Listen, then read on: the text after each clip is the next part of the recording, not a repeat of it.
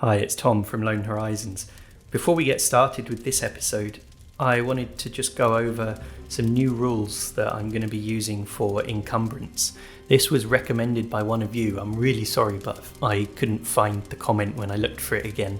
But somebody recommended the item-based encumbrance rules for Old School Essentials, which are covered in Carcass Crawler Issue 2, which is a magazine by whoever it is who makes Old School Essentials. I've forgotten the publisher's name.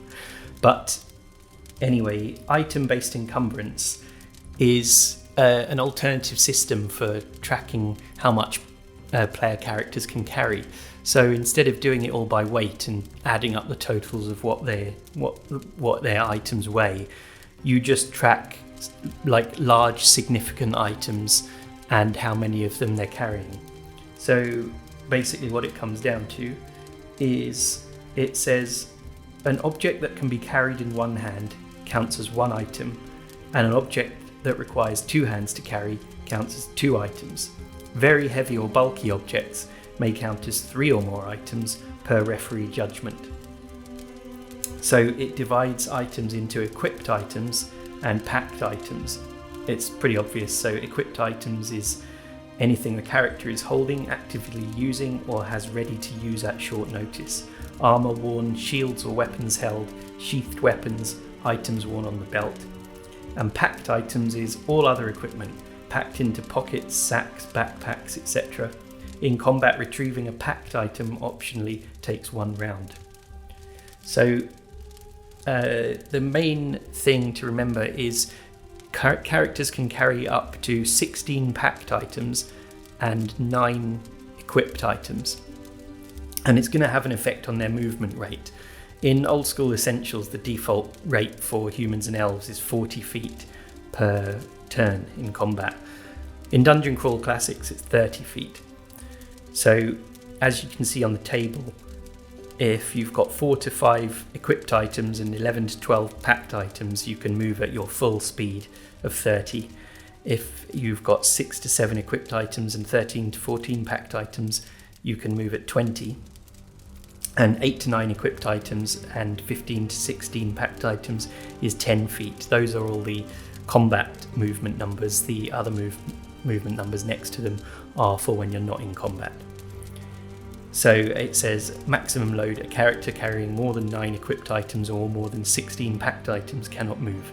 I'm not going to do any kind of maths to figure out if someone's carrying, 2/3 of their allowance of packed items plus 2/3 of their allowance of equipped items, how that will affect their speed or whether they'll be able to move or anything. I'm just going to let them carry up to the full maximum of both. And then a couple of other bits. It's modified by your strength modifier. Not many of our characters have one anyway, but that will make a difference. And then things like coins and gems. It says up to 100 coins or gems count as one item. So that's good. But it also limits the amount of coins that we can take out of the dungeon at one time. Jewelry, tiny pieces, e.g. necklaces and rings, do not count as encumbering. Larger pieces count as one item.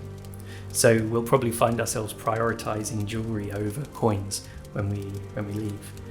And so the main thing to remember, anything you can carry in 2 hands is 2 items.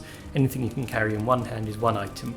And light armor, like leather armor, is 1 item. Heavier armor, like medium and heavy, is 2. So I think this is going to make it a lot easier and faster for me to keep track of what we're carrying and in terms of our loot and things and how much we can bring out of the dungeon, and will allow me to do it in a still a kind of fair way but without too much maths going on. So with that said, let's get started. Okay, so next up for leveling up is Grobern, the rope maker. Now Grobern's only bonus to his stats is a bonus of +1 for his intelligence, so it makes sense for him to be a wizard. So we can get started with that. Name Grobern. Put M for male. Title, we'll do that in a minute. Occupation was rope maker. Class wizard. What is his alignment? Neutral.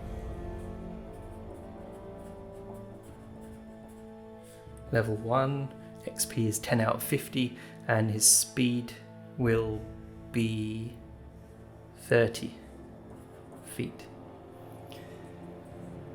Okay. So, yeah, let's see. I'll put his stats down first this time. So his strength is 4, really bad. Modifier is -2 to that. Agility is 7, also bad. -1 modifier. Stamina is 8, bad as well. We've got some really bad stats for our characters. Personality is 12, no modifier. Intelligence is 14. Oh yeah, there we go. And modifier is +1. So when he casts a spell, at least he will get a bonus to his spell casting roll. That's something. And what's his luck? 9. That's not good as well. Okay, quite funny. Alright, so let's check what happens to him when he levels up. A wizard gains 1d4 hit points at each level. Wizard is trained in the use of the dagger, longbow, longsword, short bow, short sword and staff. Also, they can use some good stuff, like they can use a short sword. That's different to a lot of RPGs, where basically they can have a staff or a dagger. Okay, yeah. Great. Alright. So let's roll for his hit points first then. This is very important because at the moment he only has 2. So he could really do with like rolling a 4 for hit points on his d4. Please not a 1. 2. Okay. Well, better than 1 at least. So his maximum hit points are 4. Current hit points 4. Now, we're going to deal with his spells and things in a minute. First, alignment. Neutral or lawful wizards seek control over elements. Okay, that's something to bear in mind for role-playing purposes. Yeah, so he is going to have some first-level spells. Let's see. Yeah, so there's a lot of rules about magic in Dungeon Crawl Classics, and they've spent a lot of time kind of making it unique to this game.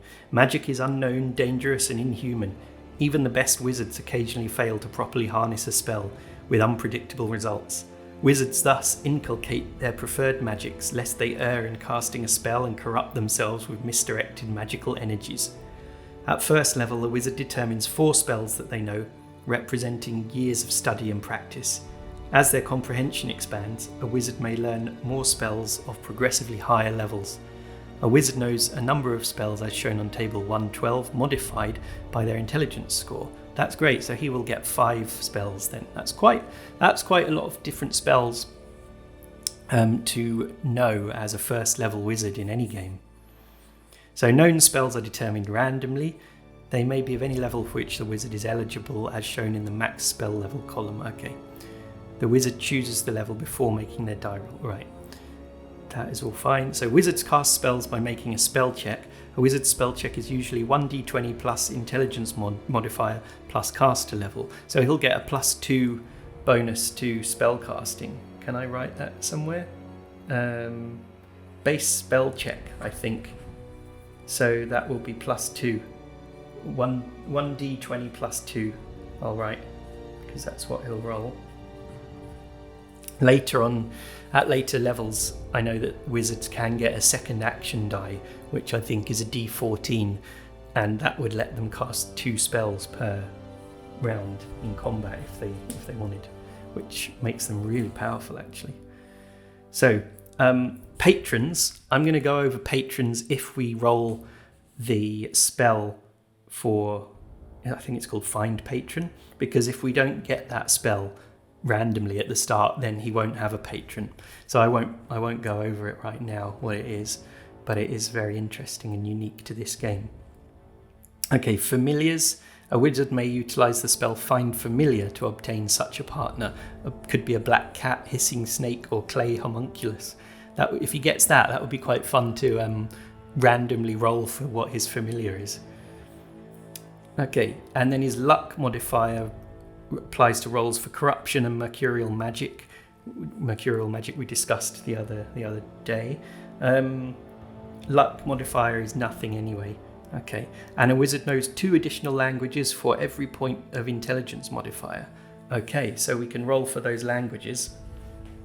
So, because he's got +1 intelligence modifier, what are his current languages? Common and Ogre he knows. Wow, that's good. So, Common, Ogre. I think he's always been a scholarly type, Grobern. And actually there, look, his personality trait that we rolled for him was thoughtful, which I'll write down up here, so that makes sense. Yeah, he's always had an interest in research and foreign cultures and languages and things like that, so it's naturally led him to studying magic. Okay, I think it's at Appendix L we need for the languages table. So here's Appendix L, languages, and yeah, we've got a percentage table on here, which I can roll on twice for the languages that he knows, because he knows 2 extra ones. He's going to be very multilingual, this wizard. Okay, so his first language, is that 73? 73 is Centaur. Wow, I can't imagine there's going to be many centaurs living underground in the Dyson's Delve dungeon. But you never know. You never know. He might meet a character that also speaks Centaur and doesn't speak any of his other languages, and they could talk in the Centaur language to each other. You never know. It could happen. Right, and one more roll. 91. That is bear. The language of bears. So he could talk to animals. Okay. I was hoping he was going to get goblin or something, because we know there's loads of goblins down there. Oops. Bear. Just fix that.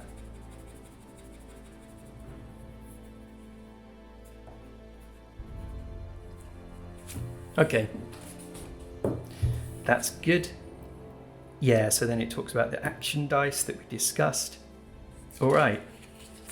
And here we have his table for leveling up that tells us what attack bonus he gets and what saving throws he gets as well. So that is all good, all like what we've done before. So he doesn't get an attack bonus at level 1 at all. So that means his melee attack bonus is going to be -2 because of his strength penalty, and his missile attack bonus is going to be -1. So he really shouldn't be doing any combat, really. Let's see, action die is 1d20, as usual. His initiative, that is going to be -1. His attack, that is, -2. Crit die will be 1d6 on table 1, okay? Crit table 1. Okay, we'll deal with the damage once we've equipped him. Then his 4 known spells, but he gets +1. Yeah, +1 from his intelligence modifier, so that's 5 spells. Maximum spell level 1. Reflex save, he gets +1. What is it at the moment? Reflex save is -1. Okay, so he gets 0 reflex save. What's that? Fortitude save is -1 as well.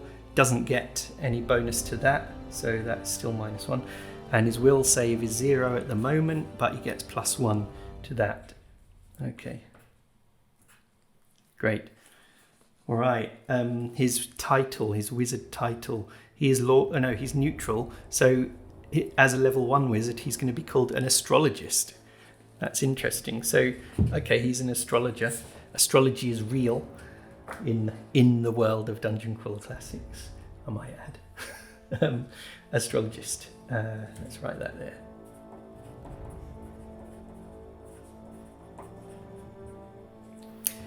Okay, so maybe it's time to roll for his spells then. Yeah, okay. So we'll do his spells. We will do, his armor class is going to be, I need to check what that is because he's not, what clothes is he wearing?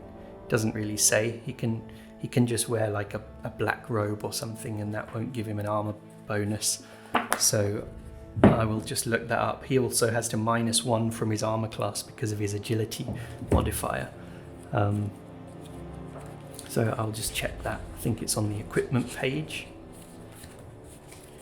The reason I keep forgetting loads of stuff, like what is the armor class of an unarmored person and things like that, is because in my free time I've been playing a bit of Scarlet Heroes solo.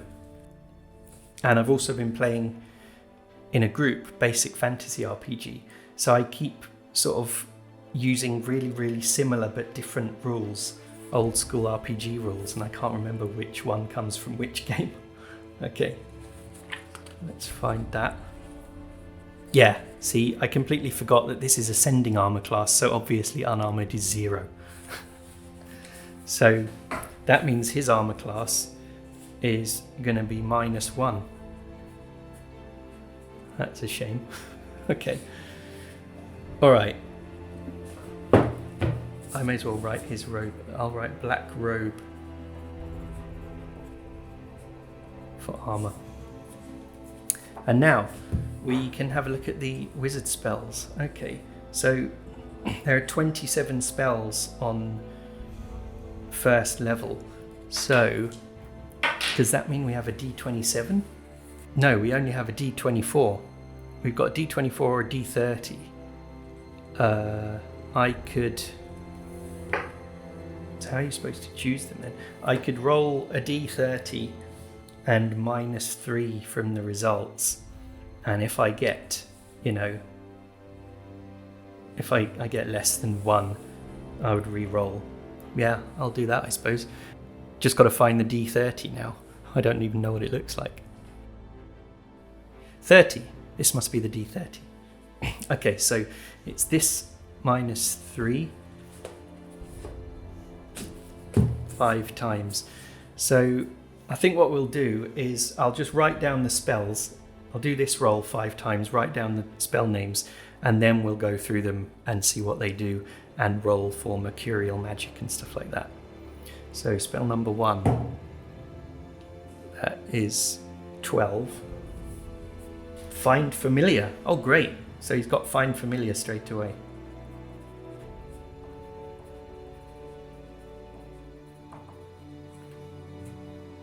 Spell number 2. Oh, re-roll that. 9, so 6.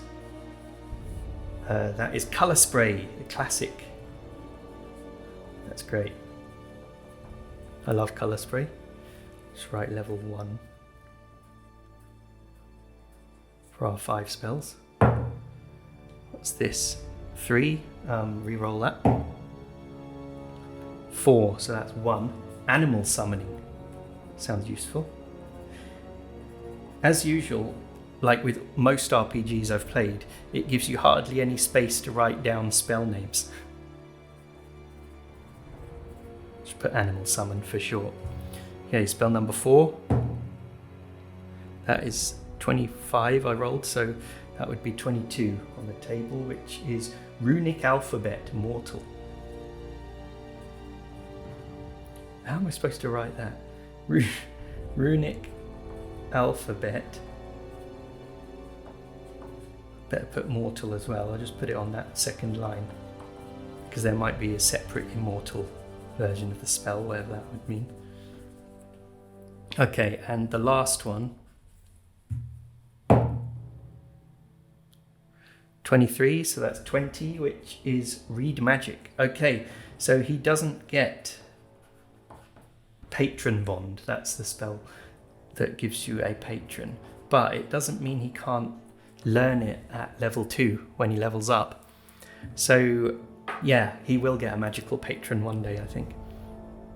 Alright, so check must mean spell check. That would be 1d20 plus 2, I suppose, but it's going to be the same for all of them. I'm just going to leave that for the moment. Okay, and so let's go through them, and we will roll for mercurial magic. We'll also check what they do. So find familiar. I'll just read the description of it, even though we know what it is. So, range self, duration lifetime. Okay, so you just cast it once. Takes a week to cast. Okay. No saving throw. This lengthy ritual prepares the caster to bond with a familiar. The familiar makes itself known during the ceremony 50% of the time. Otherwise, the caster makes its acquaintance sometime in the weeks following the ritual. The spell check is made upon completion of the ritual, and a minimum spell burn of 10 points is required to cast this spell. Oh yeah, spell burn. So a minimum spell burn of 10 points.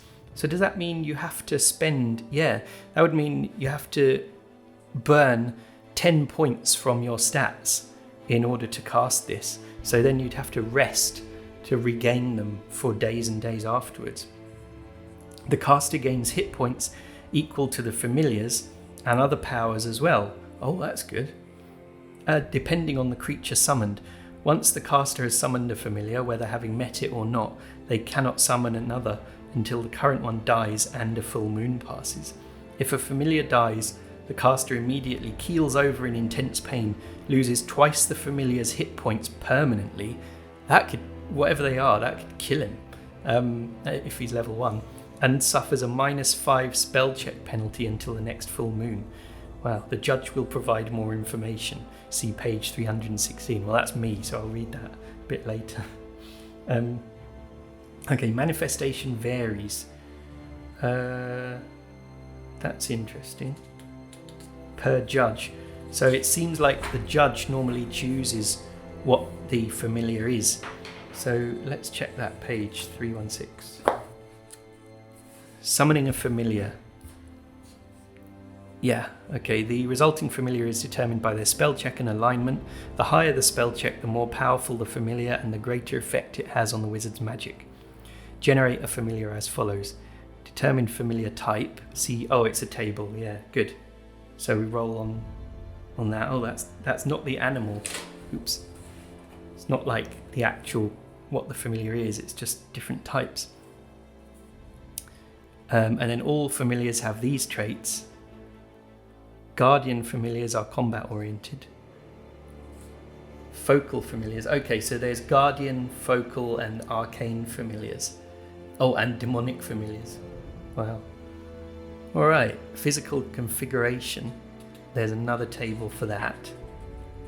Ah, here we go. Yeah, so it could be a giant bee, could be a turtle, could be a toad. That's really funny. Oh yeah, so these are different for lawful, neutral, and chaotic.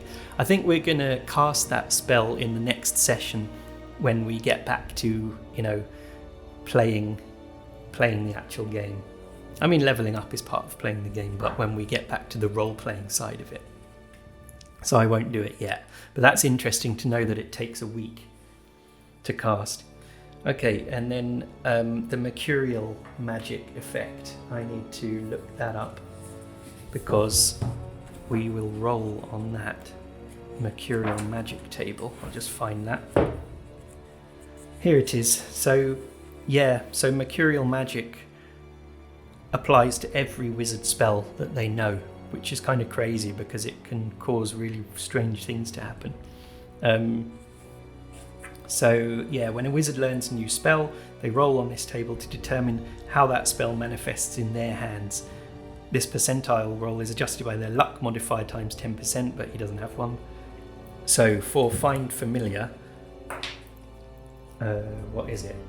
70, oh, percentage die. Ah, okay, it's a really big table, so it's a percentage roll.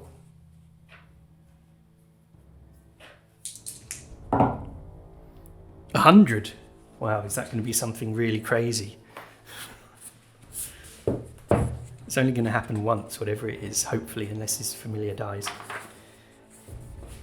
It says, roll again twice, but instead of rolling percentage dice, roll 4d20 modified by the wizard's luck adjustment in increments of 10%. So it's going to have 2 mercurial effects, this spell. Okay, wow. 4d20. 1, 2, 3, 4. Okay, so just 4d20 without any modifiers. And this will be 2 rolls. Okay, so what is that? Hey Siri, what's 15 plus 19 plus 8 plus 5? 15 plus 19 plus 8 plus 5 is 47. Okay, yeah, I hate maths. So first roll is 47, and I'm just going to write these down because I'll probably forget them. I'll do that one and the second one. Whoops. So that is 39, 49, 53, 59. Okay, 47 and 59. I did manage to do the maths quickly enough on the second one. 47. 41 to 60, no change. The spell manifests as standard. Okay, so we've only got actually one. Oh, no, they're both within that range, 41 to 60. So that means it's just normal. Okay, I didn't know that that was an option. Okay, so that's good. So no mercurial magic effect. Colour spray. I'll roll for colour spray. This is a normal percentage roll. That is 66. Accidental Alchemist. Each time the spell is cast, one random item within 20 feet of the caster is turned to lead and another is turned to gold. Every time he wants to cast colour spray. That's weird. Both objects probably weigh more than they previously did, and the gold object is worth twice its normal cost, or 1 gold piece, whichever is more. Wow, that's really weird. Okay, so colour spray, mercurial magic, I'm going to just write page, because I'm never going to remember all these. Page 113, result 66, because there isn't even enough room to do that. I need to get a drink of water. Okay, I've got a nice cold glass of water now and I'm ready to carry on. So the next spell for mercurial magic is animal summoning. That is 9. Okay, where is that? Here we go.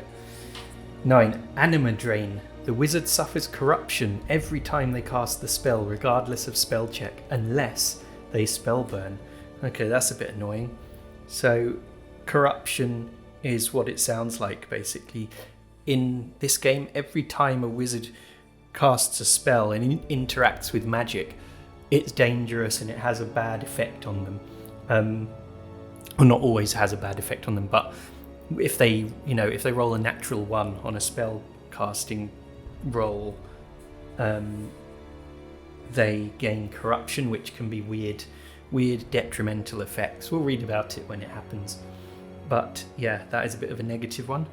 Okay, next one is runic alphabet. Oh, I didn't read the descriptions of colour spray and animal summoning. I'll just go through all of them, at the end. So runic alphabet mortal, that is 34. Thunderstruck. A clap of thunder and flash of heat lightning accompanies the casting of this spell, revealing the wizard's position to all within sight of him. This likely draws both attention and arrows. Okay, that's not too bad. Page 113, 34. And then read magic.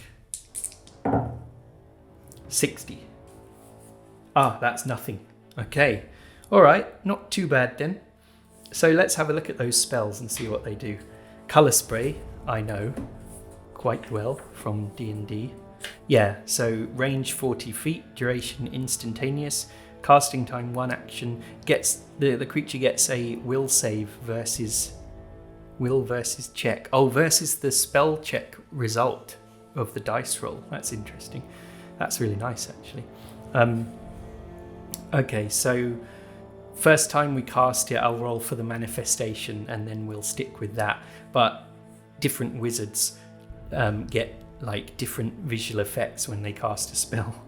And then there's rules for corruption when that happens. If you get a misfire, which is rolling a 1 when you cast it.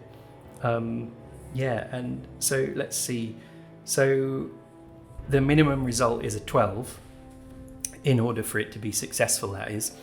One target within range must make a will save or be blinded for 1d4 rounds. Sightless creatures are immune.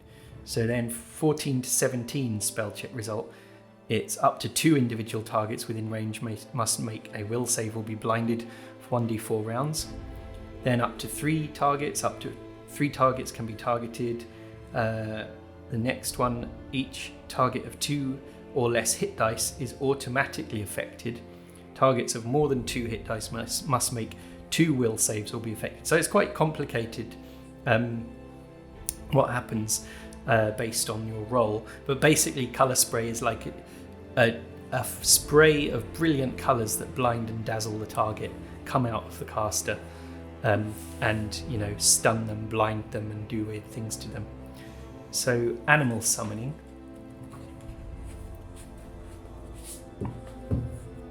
The caster invokes animal spirits to summon forth a mundane animal. The caster must be familiar with the animal type and have some material remnant to expend in casting the spell, e.g. hair, fur, paw, tooth, skull, etc. That's interesting. So you have to have like a spell component that comes from the animal that you want to summon. How are we going to get hold of that stuff? Interesting.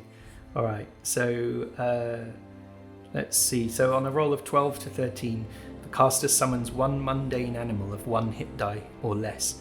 The animal remains for up to 1 hour, though it hungers, thirsts and rests as normal.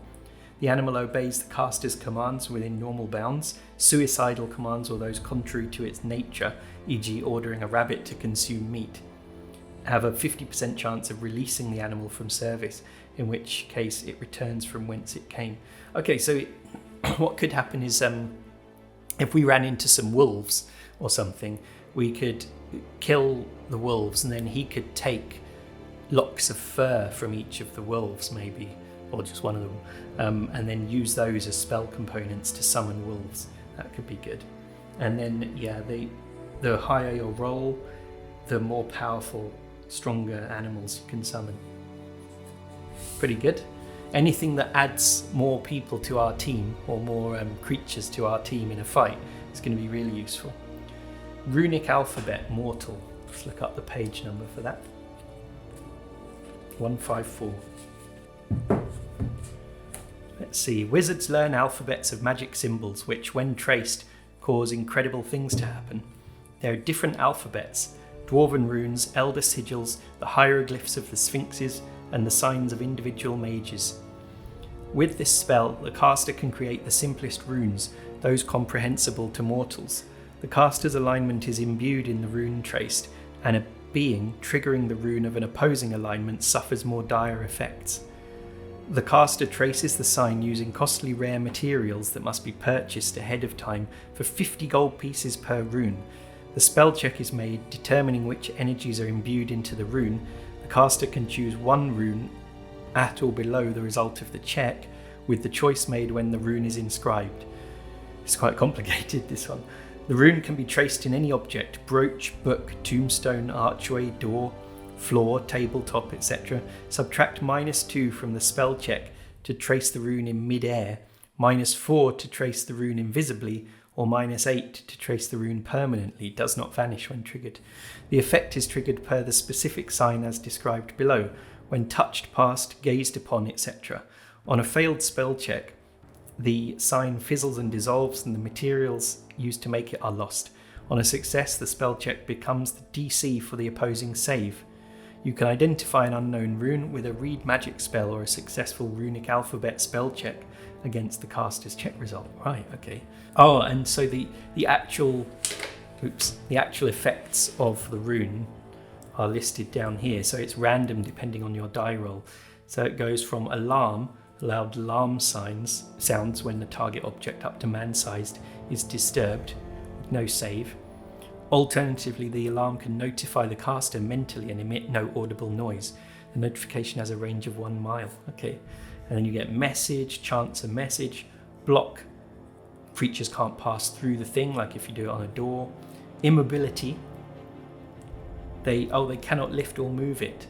Veracity. Creatures cannot lie or deceive within sight of this rune, or will save resist. Forgetfulness. Sleep. That's really useful. And curse. The creature gets cursed. Wow. I'm imagining there won't be that many use cases for this spell, but I will try and use all of his spells in the adventure because it's just fun to see what happens when you do cast them. And then there's read magic. Pretty self-explanatory, I guess. The caster can read magical text such as scrolls, books and tomes, as well as magical inscriptions on swords, arches and the like. This allows comprehension, but does not activate the spell. The caster can learn the reverse of this spell called obfuscate magic, which renders magical text illegible, even with the aid of this spell. Okay, so if he finds a spell scroll, does he have to cast read magic in order to read what it says? I don't know. Okay, so from 12, result of 12 upwards. Okay, so from a result of 12, the caster can read magic text for 1 round, long enough to read a single sentence or phrase. They retain understanding of this phrase even after the duration ends. Reading a complete spell scroll typically takes one turn per spell level, so this is not enough time to read a complete spell. Oh, interesting. 1 turn. Okay. Yeah, so he will need to identify magic scrolls and things if they find them. Then what are the longer ones? For a period of 1 day, the caster and all allies within 20 feet can read all magic text, all runes and inscriptions, and 1d4 additional mundane written languages. Wow, that's really nice. Okay, yeah, could be useful. It depends what's in the dungeon that we're exploring. So that's all his spells done. That is good. Next, I guess, is equipment. So he has 6 electrum pieces and 625 silver pieces. I don't think we're going to need to buy him much equipment. He's going to need his spell book, as he's a wizard, and we could say that the spell book cost him about 10 gold pieces or something to buy. So I'll go to the equipment page. Yes, okay. So he is going to need a backpack, like everyone does. And I'm going to use the new item-based encumbrance system for this. So backpack, I'm going to put, that is, maybe that's a two encumbrance item. Let's check. I've printed the 2 pages here. Backpack is 1. Okay, that's good. I'm going to put a little symbol next to everything. So that is 1 dot means counts as 1 item. The backpack costs 2 gold. I'll get some scrap paper again to write this down. This was one of our encounter maps.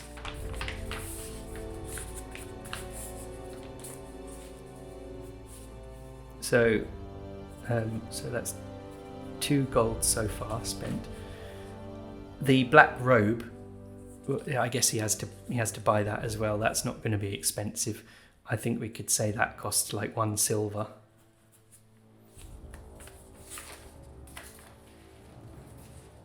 There's no unarmored says free, but you know, he didn't own the robe already. It doesn't make much difference anyway. What else does he have on him at the moment? He has a small sack that was for storage, so he'll throw that away. He's got a hand axe, which he now can't use.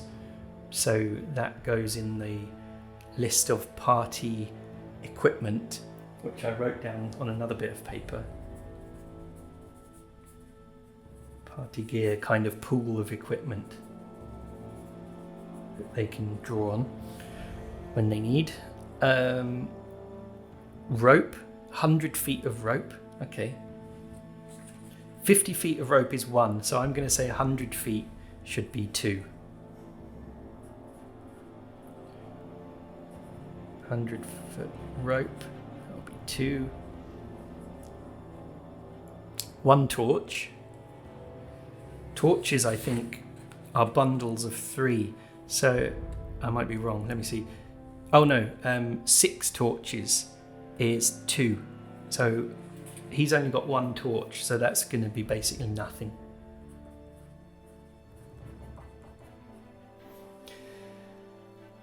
Oil flask, that is 1.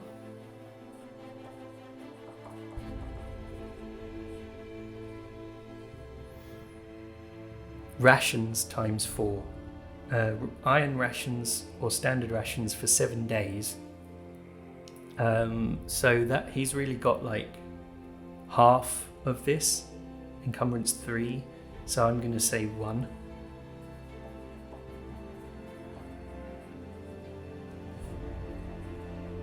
Times 4 is 1. And then I think that's it. He's got a bundle of wood. Does he really need to carry that around with him on the adventure? I think he's just going to ignore that. I think we'll just leave that. Okay. So, he also has a flint and steel. That is a really small item. It's not. Tinderbox, flint and steel 1. Okay. Because we need to keep track of who's got those, because you do need them to light the torches. So that is 1. Okay. And strength modifier, because he has a negative strength modifier. What is it? -2. So, yeah, okay, so he loses 1 item slot for each of his points, of his negative points in strength. Okay, so that means he can have up to 14 packed items and 7 equipped items. Okay, so the black robe, the clothes aren't encumbering, so he doesn't need to list that.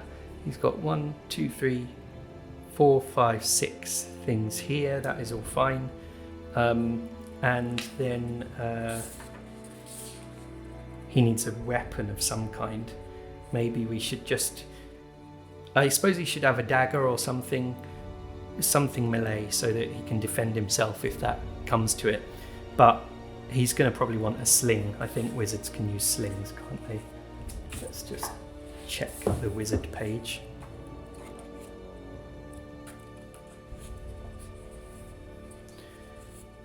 Dagger, longbow, longsword, shortbow, short sword, and staff. Oh,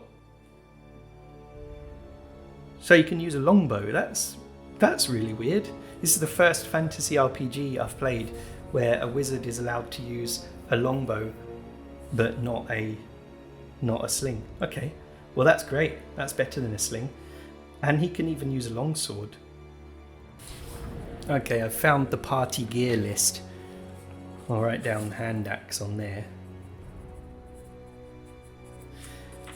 We do have a spare longsword available, so yeah, that's great. You can use that. Would a longsword be 1? It would, wouldn't it? Because it's a one-handed weapon, and you can hold it in one hand. Yeah. Okay. Yeah, one-handed weapons count as 1 item. Two-handed count as 2. So yeah, he can use that longsword. Don't think he can use the shield though.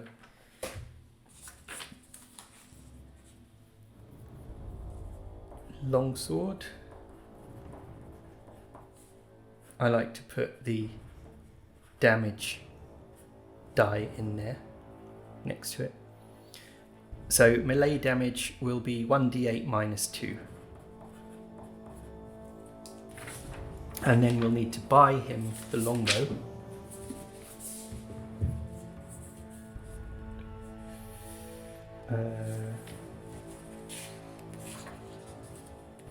Here we go, longbow.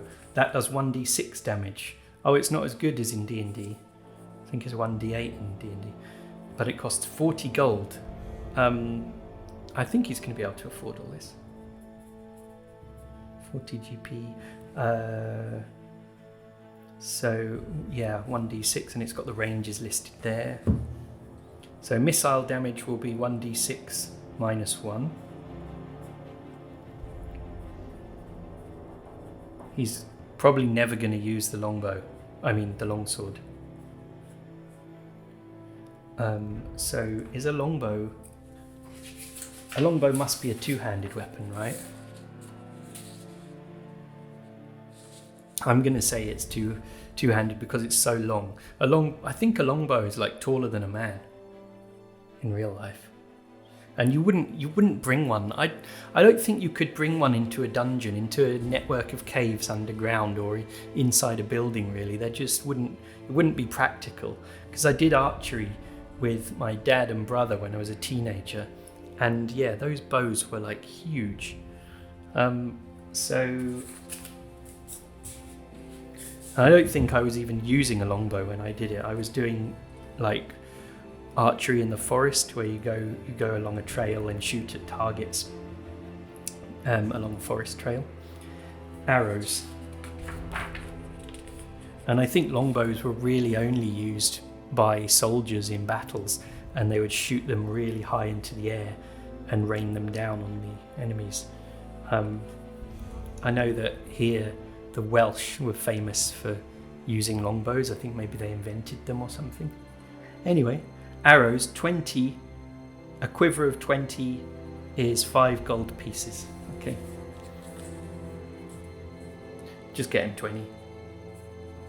He's probably going to be mostly casting spells anyway, because you don't lose your spells every time you cast them in this, unlike other games. Okay, I'll put arrows times 20. And is that going to be 1? Maybe 1 quiver of arrows would be 1 encumbrance. I'm going to rule that it is. It doesn't really say. Okay. So, yeah, there's the arrows. So how much is that? That is 1, 2, 3, 4, 5, 6, 7, 8, 9, 10. And we said he could carry up to 14 things, I think.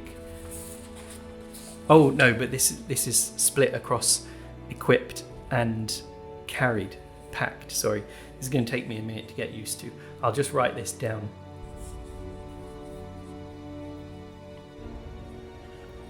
Okay, so I've figured that out. He can pack up to 14 items in his inventory, and he is carrying 6 out of 14 now, and he can equip up to 7, and he's got 4 equipped because the arrows are in a quiver on his back, and remember, his black robe doesn't count as any encumbrance. Okay, so I will figure out how much gold he has left now.